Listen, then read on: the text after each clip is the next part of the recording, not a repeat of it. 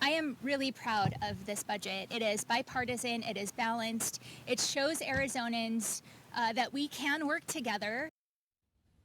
We start with the one job the legislature had to do, pass a budget for the next 12 months. By June 30th, it got done, and Governor Katie Hobbs is celebrating what she calls a bipartisan Arizona first budget and 4 years of cutting taxes. Quick reminder, Hobbs is a Democrat. This was Hobbs' fourth budget in 4 years of divided government. She emerges sounding kind of like the Republican she negotiated with. We're going to break down the budget, winners and losers, and any last-minute stocking stuffers filled with cash for special causes, or in this case, actually some good causes.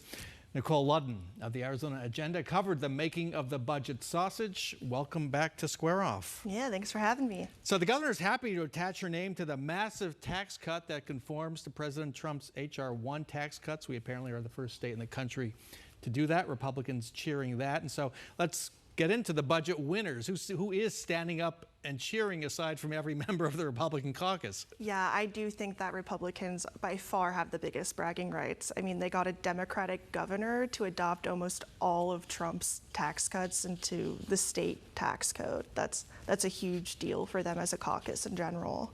I do see some Democrats doing some cheering. Is it real?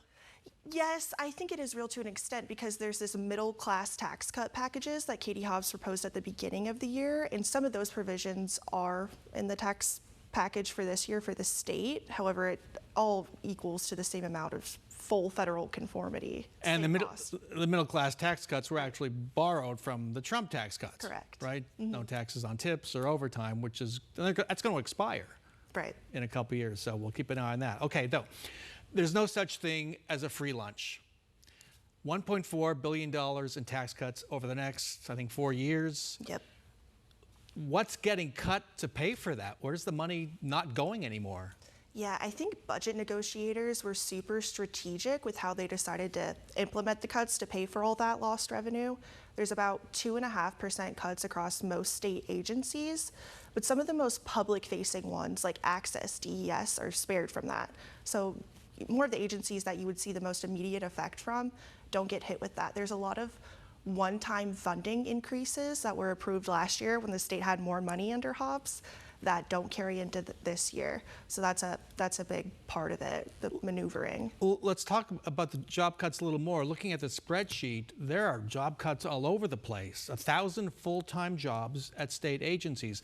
Are those actual people who are going to lose their jobs, or is this budget math just positions that won't be filled? What do we know about that? As far as I understand right now, it is just budget math. There's a lot of vacancies that state departments calculate for. 1,000 vacancies? I'm not sure exactly. I know that Katie Hobbs, though, has a big government efficiency plan where she's implementing more AI and technology to kind of take over some of those government more tasks, AI coming on. I don't know if that would actually replace a human being at this point.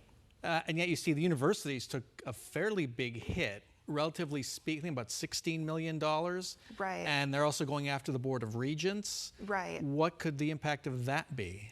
Yeah, as an institution, universities themselves probably are one of the biggest budget losers this year because of that lost state revenue. I know a lot of Democrats weren't happy with that, and as far as the universities in their own districts. I think universities was one of the more political negotiations that happened, and as opposed to cutting public services like Medicaid and food stamps through DES. Right, and the state's been getting out of the university funding business over the last several years. Correct. And it's great. I mean, Michael Crow seems to have negotiated that pretty well. Right. But it's a challenging environment for them. At the start of the session, the word was there wasn't much money to spend. Right. Yet somehow they came up with $1.4 billion in tax cuts. That may have held back the usual special interest stocking stuffers we see, but I know you guys at the Agenda have isolated a few. Stocking stuffers might not be fair because these appear to be for good causes. Globe, City, Globe, Town and Globe. City, thank you. Globe, Arizona, hit hard by flooding. Right. They needed federal aid, which I don't think they got. No. And they went to the state. They weren't going to get that. How did that turn out in the final hours of the budget? Yeah, that was something that Republican Representative Walt Blackman advocated for super hard this year from the beginning of the year as just a standalone bill. And as I understand it, he and his the seatmates in the area really, pushed for that in the budget. As in, I don't know if I can support this budget if you're not going to give some sort of relief to this area. It was just devastated with flooding. Because they didn't get the FEMA emergency funding, they have some sort of USDA funding that requires, they have to put in some of their own money to get. So they're not only have to repair some of the remaining damages, but prepare for monsoon season, which is supposed to be pretty intense this summer. So Globe did get some money at the last minute, not as much as they wanted. Right, they got about 10 million, and the ask was more like 25, but it is much better than nothing at all. Okay, this next stocking stuffer is a pretty significant one. Money for the water rights lawsuits that are expected to play out now over years. Is that where the legislature and governor are at right now? Right, the Colorado River negotiations has been a big priority for Hobbs. At the legislature, Republican Representative Gail Griffin, who's sort of the water lord down there. Water lord. Yes.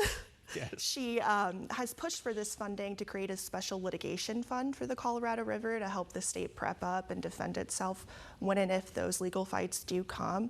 So that is something that, although it didn't pass in its own bill this session, it did make its way into the state budget at the end. And so that was what, $6 million, I think? Yeah. An extra $6 million on top of the $1 million they already committed.